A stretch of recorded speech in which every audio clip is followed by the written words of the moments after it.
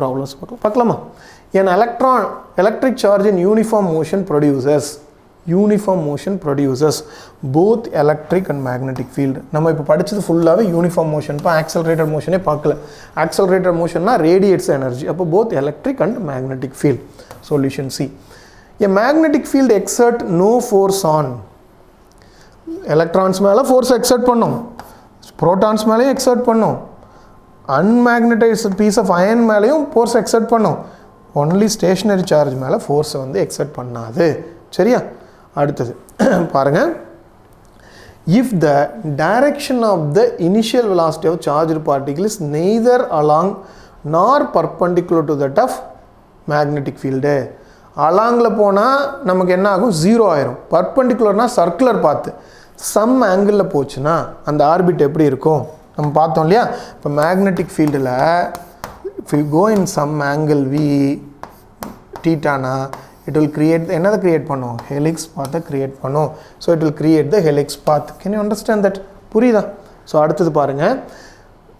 the mono energetic beams of electrons moving along positive y direction. so உனக்கு என்னது positive y directionல velocity v இருக்குது. enter a region of uniform electric and magnetic field. if the beams go straight through this simultaneously, then field B and E are directed respectively. go straight, electric field magnetic field இருக்குது. go straight னா என்னது? நல்லா புரிஞ்சுக்கோ. magnetic forceம் நல்லா புரிஞ்சுக்கணும். magnetic forceம் electric forceம் 0 ஆனா தான் go straight போகும். இப்போ வந்து எங்க ஆக்ட் ஆகுதுன்னு கேக்குறாங்க. என்னது? magnetic field and electric field எங்க ஆக்ட் ஆகுதுன்னு கேக்குறாங்க. ஃபர்ஸ்ட் ஒரு சாய்ஸை நம்ம சூஸ் பண்ணுவோம். இப்போ மேக்னெட்டிக் இது வந்து பாத்தீங்கன்னா எந்த டைரக்ஷன்ல? இப்போ இது வந்து x டைரக்ஷன், இது வந்து பாத்தீங்கன்னா y டைரக்ஷன், z டைரக்ஷன். சரியா? இப்போ ஃபர்ஸ்ட் கேஸ் எடுத்துக்குவோம். எங்க வந்து 0 ஆகுதுன்னு எடுத்துக்கலாம். ஃபர்ஸ்ட் கேஸ்ல -y ல என்ன ஆக்ட் ஆகுது? ஃபீல்ட் ஆக்ட் ஆகுது. நல்லா புரிஞ்சுக்கோ. -y ல ஃபீல்ட் ஆக்ட் ஆகுது. சரியா? அதே மாதிரி -z ல வந்து எலக்ட்ரிக் ஃபீல்ட் ஆக்ட் ஆகுதுன்னு வச்சுக்கலாம். எலக்ட்ரிக் ஃபீல்ட் ஆக்ட் ஆகுது. ஓகேவா? அப்போ ஃபர்ஸ்ட் வந்து -z ல ஆக்ட் ஆச்சுனா, எலக்ட்ரிக் ஃபீல்ட் ஆக்ட் ஆச்சுனா அந்த டைரக்ஷன்ல என்னது? எலக்ட்ரான்ஸ் இருக்கு. எலக்ட்ரான்ஸ் இல்லையா? எலக்ட்ரான்ஸ் அப்படினா அது வெலாசிட்டியை நம்ம எப்பவுமே எப்படி எடுத்துக்கணும்? உங்களுக்கு பாசிட்டிவ் y ன்னு சொன்னா நெகட்டிவ் y ல எடுத்துக்கணும். சரியா? நல்லா பார்த்துக்கோங்க. நெகட்டிவ் y ன்னு எடுத்துக்கிட்டா v and b வந்து எப்படி இருக்குது? v and b வந்து பர்பெண்டிகுலர். v and b ஒரே லைன்ல இருக்குது. அப்போ என்ன ஆகும்? கண்டிப்பா என்ன ஆயிரும்? மேக்னெட்டிக் ஃபோர்ஸ் இங்கேயே 0 ஆயிரும். ஆனா எலக்ட்ரிக் ஃபீல்ட்னால கிரியேட் ஆகிற ஃபோர்ஸ் வந்து என்னது? உனக்கு எலக்ட்ரிக் ஃபீல்ட்னால கிரியேட் ஆகிற ஃபோர்ஸ், எலக்ட்ரிக் ஃபீல்ட் வந்து -z ல இருந்துனா +z ல ஒரு ஃபோர்ஸ் கிடைக்கும். ஸோ அதனால வந்து வெலாசிட்டி செலக்டர் வந்து இப்படி போக முடியாது. இந்த இடத்துல ஆகாது. நெக்ஸ்ட் கேஸ் பாரு. +z axis. நல்லா we'll see that +z axis. இப்போ வந்து எலக்ட்ரான் வந்து எப்பவுமே y டைரக்ஷன் பாசிட்டிவ் y ல போகுதுன்னு சொன்னாங்கன்னா உனக்கு எங்க இருக்கும்?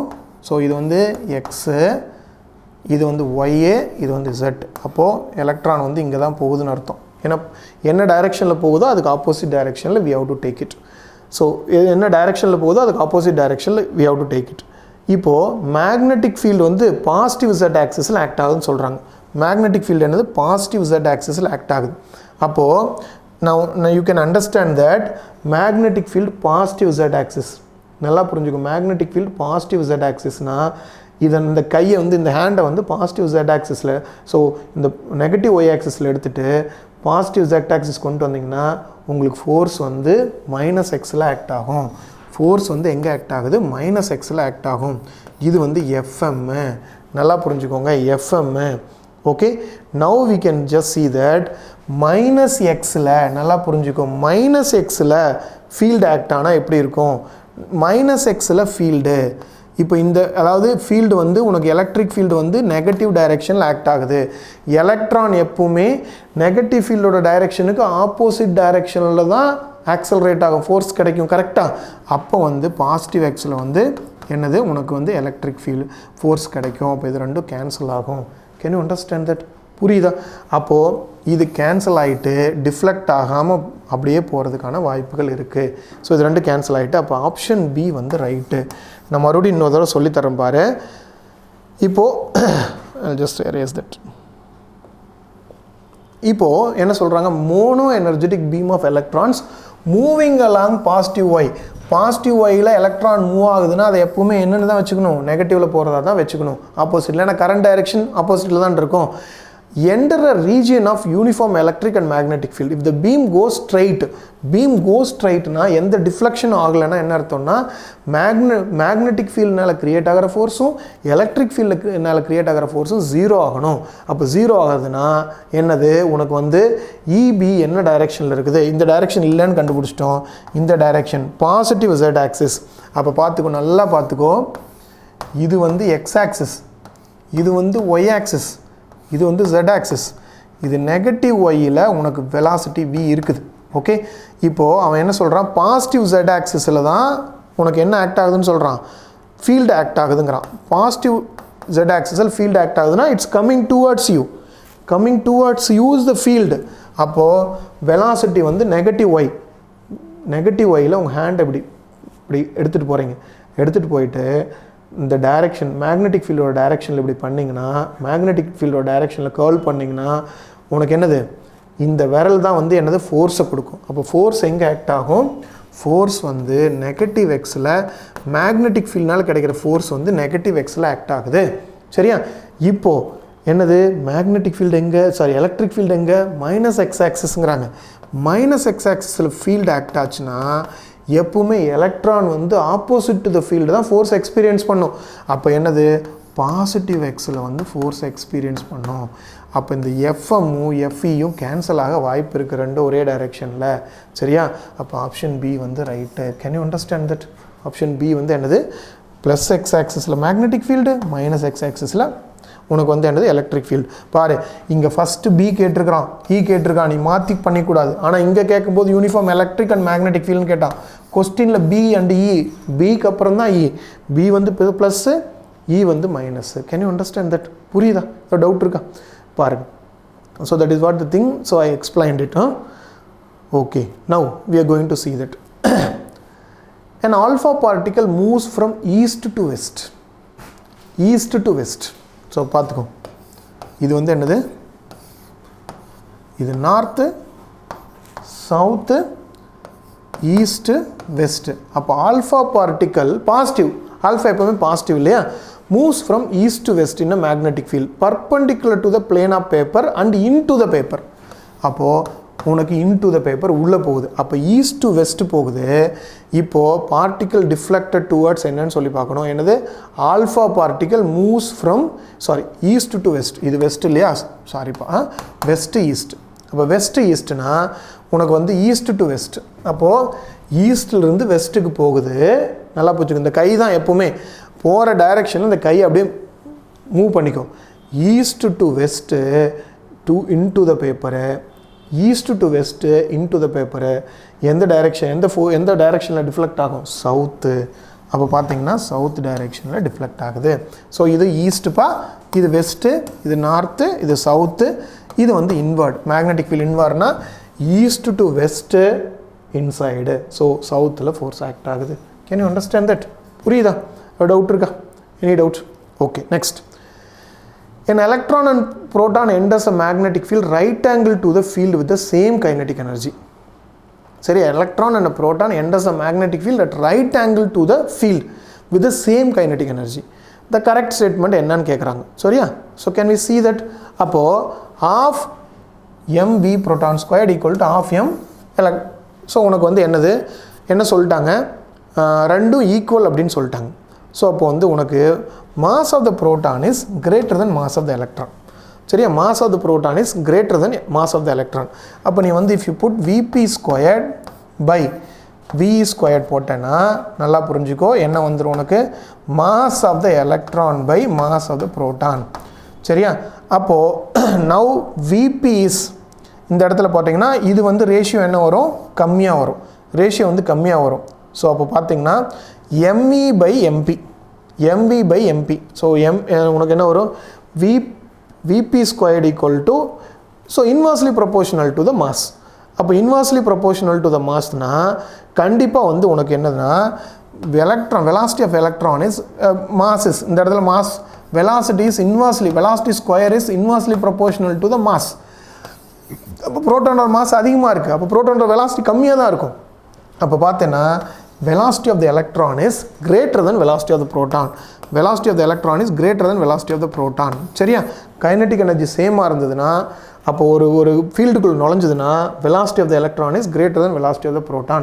ஏன்னா உனக்கு ஆப்வியஸ் தெரியும் இல்லையா, மாஸ் ஆஃப் த எலக்ட்ரான் அதிகமாக இருக்குது, சேம் கைனடிக் எனர்ஜினா ஆஃப் mv ஸ்கொயர்டு, v அதிகமாக இருக்கும். சேம் கைனடிக் எனர்ஜிங்கும் போது அப்போ மாஸ் கம்மியாக இருந்தால் v தானே அதிகமாக இருக்கணும். அப்போ எலக்ட்ரானுக்கு வந்து வெலாசிட்டி அதிகமாக இருக்கும். இப்போ நமக்கு என்ன தெரியும், அவங்க என்ன கேட்குறாங்க, ஸோ த கரெக்ட் ஸ்டேட்மெண்ட் என்னன்னு கேட்குறாங்க. Trajectory of the electron is less curved, trajectory of the proton is less curved.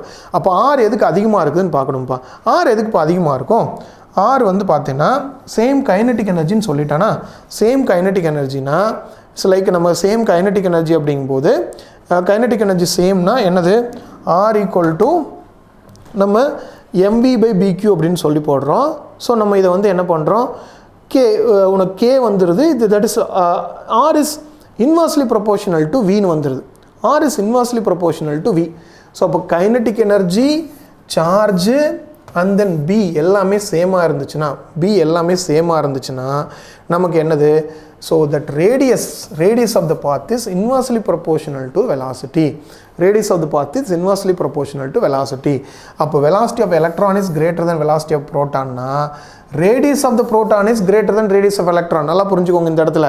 So இந்த இடத்துல mv/bq கொண்டு வர்றோம்ப்பா, நல்லா புரிஞ்சுக்கோங்க. mv/bq தென் நம்ம ரேடியஸ் பார்க்குறோம், ரேடியஸ் mv/bq. ஆனால் என்னது கைனடிக் எனர்ஜி ஈக்குவல்னு சொல்லிட்டான்.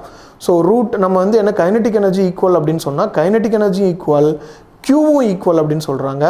தென் we have that is equal to 2k kinetic energy by பிக்யூங்கிற ஃபார்முலா வருது. அப்போ R is inversely proportional to the velocity. R is inversely proportional to the வெலாசிட்டினா now that velocity of electron is greater than velocity of ப்ரோட்டான்னா அப்போது நமக்கு நல்லா தெரியும் R proton is greater than R electron. அப்போது radius எதுக்கு அதிகமாக இருக்குதோ கர்வேச்சர் அதுக்கு கம்மியாக இருக்கும்.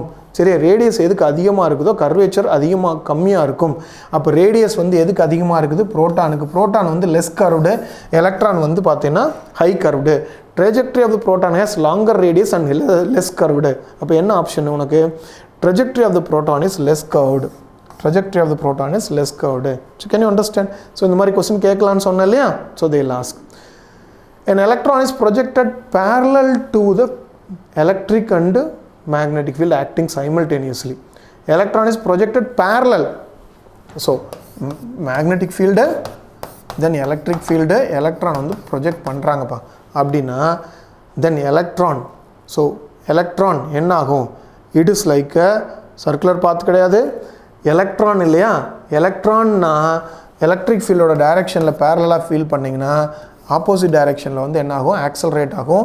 மேக்னெட்டிக் ஃபீல்டுனால கிடைக்கிற ஃபோர்ஸ் வந்து 0 ஆயிரும். Only electric field. ஏன்னா பேரலாக பண்ணனா என்ன ஆகும், QVB sin θ வந்து 0 ஆயிரும். அப்போ பேரலல்னா ஆப்போசிட்டில் கிடைக்கும். அப்போ ஆப்போசிட்டில் போச்சுன்னா it losses the kinetic energy. So it's losses the kinetic energy இந்த கேஸில். So can you understand, losses the kinetic energy. அடுத்தது now a proton moving with the velocity v is acted upon by electric field E and magnetic field B. The proton will move undeflected. எப்போ undeflected இருக்கும் நமக்கு நல்லா தெரியும் இல்லையா. E, V, B are mutually perpendicular. அப்போ V equal to E/B ன்னு condition இருந்தால் தான் நம்ம ரெண்டு மேக்னெட்டிக் ஃபீல்டும் எலக்ட்ரிக் ஃபீல்டு ரெண்டுமே இருந்துச்சுன்னா உனக்கு வந்து ஒரு சார்ஜ்டு பார்ட்டிகுலராக நுழைஞ்சதுன்னா அன்டிஃப்ளெக்டடாக போகணுன்னா V equal to எப்படி இருக்கணும், E/B இருக்கணும். So can you understand. So that is what we understand that. Okay, அடுத்தது a proton and alpha particle enters into the uniform magnetic field with the same velocity. நல்லா புரிஞ்சுக்கும், with the same velocity same. The period of the rotation of the alpha particle. Period வந்து என்னது, 2πm/bq. 2πm/bq. சரியா. அப்போது time period is proportional to m/q தான். சரியா. Same வெலாசிட்டிங்கிறதுலாம் விட்டுருங்க. Proton and alpha particle. அப்போ எதோட மாசு, அப்போ வந்து m ஆல்ஃபா வந்து 4 times, q ஆல்ஃபா வந்து அப்போ வந்து பார்த்தோன்னா t equal to m/qன்னு வச்சுக்கலாம். ஃபஸ்ட்டு வந்து என்னது, புரோட்டானுக்கு மாஸ் m, சார்ஜ் e. அப்போ இதோடது என்னது, இன்னொரு ஆல்ஃபா பார்ட்டிக்கலுக்கு 4m, இது வந்து 2e. ஸோ இது வந்து என்னது, t alpha particle t proton equal to q/m equal to என்னது E/m. சரியா. இப்போ t alpha particle equal to 4m. அப்போ என்ன வரும், T alpha particle equal to 4 by 2 into T என்னது proton. ஸோ அடிச்சிங்கன்னா T alpha particle வந்து 2 times of the T proton இருக்கும். Okay, T alpha particle equal to 2 times of the T proton. So 2 times of the proton வந்து இருக்கும் alpha particle. Can you understand that? புரியுதா? Okay, அடுத்தது பாருங்க. A charged particle with the charge Q enters in the region of constant uniform and mutually orthogonal fields. Orthogonal அப்படின்னா perpendicular பா. அப்போ என்ன ஒரு charged particle enter ஆகுது uniform orthogonal fields with the velocity v perpendicular to both E and B. அப்போ velocity E and B are perpendicular, comes without any change in magnitude and direction, undeflected condition. V equal to E by B. ஆனால் vector ஃபார்மில் சொன்னோன்னா என்னது நமக்கு it is like a E cross B by நல்லா புரிஞ்சுக்கோ, நம்ம படிச்சிருக்கிறோம் E cross B by B squared. So E cross B by B squared vector ஃபார்மில் சொன்னோன்னா இது ஆல்ரெடி படிச்சிருக்கிறோம், இது அப்படியே கொஸ்டினாகவே கேட்பாங்க. they will ask that. Okay, next பாருங்க. a proton and deuteron are projected with the same speeds normal to the uniform, normal na perpendicular to. Which of the following statement is true? The ratio of the respective time period கேட்டிருக்கிறான், the ratio of the respective angular momentum, center of their circular path என்னன்னு கேட்டிருக்காங்க, அடுத்து ratio of their respective என்னது circular path என்ன, radius வந்து circular path என்னன்னு கேட்டிருக்காங்கப்பா. First வந்து நமக்கு என்ன mass of the deuteron என்ன 2 times of the mass of the proton, charge of the deuteron என்ன QE. அப்போ time period என்ன proportional to m by q. சரியா, டைம் பீரியட்னா proportional to m by q. Deuteron நமக்கு வந்து பார்த்தோன்னா மாஸ் ஆஃப் த டியூட்ரான் வந்து 2 times. இப்போ என்னென்ன உள்ள என்ட்ரு ஆகுதுன்னு சொல்கிறாங்க. So what there proton and deuteron. அப்போ ப்ரோட்டான் பார்த்தோன்னா ப்ரோட்டான் m by q. அப்போ டியூட்ரான் எடுத்துக்கிட்டோன்னா மாஸ் எவ்வளோ 2 times, சார்ஜ் எவ்வளோ அதே தான். அப்படின்னா டைம் பீரியட் வந்து 2 times வரும். டைம் பீரியட் வந்து 2 times வரும். அவன் என்ன கேட்குறான், the ratio of the respective time period வந்து புரோட்டானுக்கு டியூட்ரானுக்கு 1:2 கரெக்ட். ஏன்னா புரோட்டானுக்கும் TP by TD equal to 1/2 1:2 correct. அடுத்தது ஆங்குலர் மீன்ஸ் என்ன கேட்குறான், அடுத்தது என்ன கேட்குறான், ஆங்குலர் மொமெண்டம். ஆங்குலர் மொமெண்டமுக்கு நம்ம ஃபார்முலா தெரியும், L equal to mvr.